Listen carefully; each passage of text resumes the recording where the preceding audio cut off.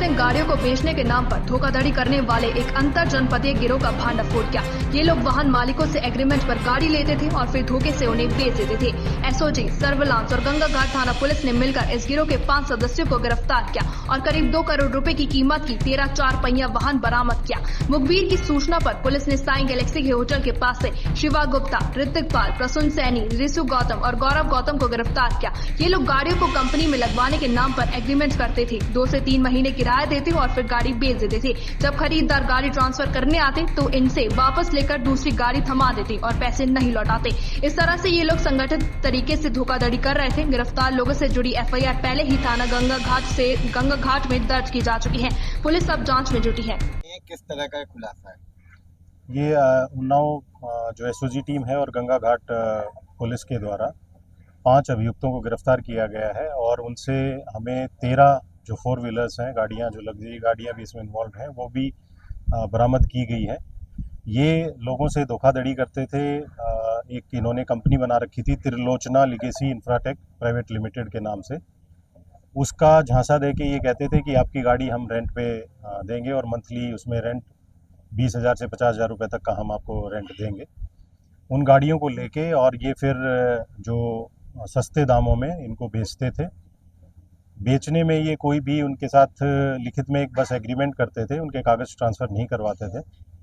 और जो महंगी गाड़ियां हैं, जैसे कि इसमें एक हाई क्रॉस भी बरामद हुई है, उस गाड़ी को भी ये 4-5 लाख रुपए में सस्ते दामों पे बेचते थे। ऐसे करके इन्होंने ये 13 गाड़ियां जो किराए के नाम पे ली थी, उनके ओरिजिनल ओनर से इनको धोखाधड़ी करके बेच दिया था। तो ये गाड़ियां हमारी बरामद हुई हैं। इसमें जो 5 अभियुक्त गिरफ्तार हुए हैं, इसमें शिवा गुप्ता, ऋतिक पाल, प्रसून सैनी, रिशु गौतम और गौरव गौतम, ये 5 लोग इसमें गिरफ्तार हुए हैं।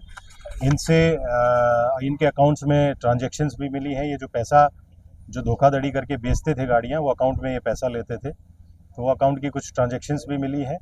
जो एग्रीमेंट्स इन्होंने गाड़ियों के किए थे, वो एग्रीमेंट्स की कुछ कॉपीज़ भी मिली है। ये जो बरामदगियाँ हुई हैं, कुछ और गाड़ियाँ भी इसमें अभी आइडेंटिफाई हुई है, जिनके बारे में अभी पता लगा है, तो उनकी भी बरामदगी हम सुनिश्चित करेंगे। सर, जो लोग पकड़े गए हैं, क्या इनके ऊपर किसी भी थाने में कोई मुकदमा इस तरीके का दर्ज है, या जो वादी मुकदमा है इसमें जिनकी गाड़ियां थी उनकी तरफ से कोई मुकदमा दर्ज कराया? नहीं, ये एक एफआईआर अभी एक वादी मुकदमा की तरफ से गंगा घाट में हुई है। बाकी जो ऑनर्स हैं उनसे भी हम संपर्क कर रहे हैं। इससे पहले किसी ने कोई भी क्राइम जो है किसी भी थाने में उन्नाव जनपद में रिपोर्ट नहीं किया था। बाकी अन्य जनपदों में अगर इनके खिलाफ कोई अभियोग अगर पंजीकृत हुआ है तो उसके बारे में हम जानकारी करेंगे। सर, इन 5 के अलावा भी और कोई भी रैकेट में शामिल है?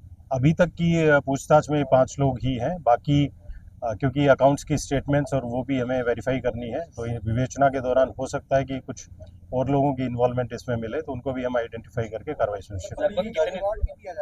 पकड़ी गई गाड़ियों की कीमत लगभग कितनी होगी? जो पकड़ी गई गाड़ियां हैं उनकी लगभग 2.25 से 2 करोड़ के बीच में इनकी लगभग जो मार्केट वैल्यू है वो।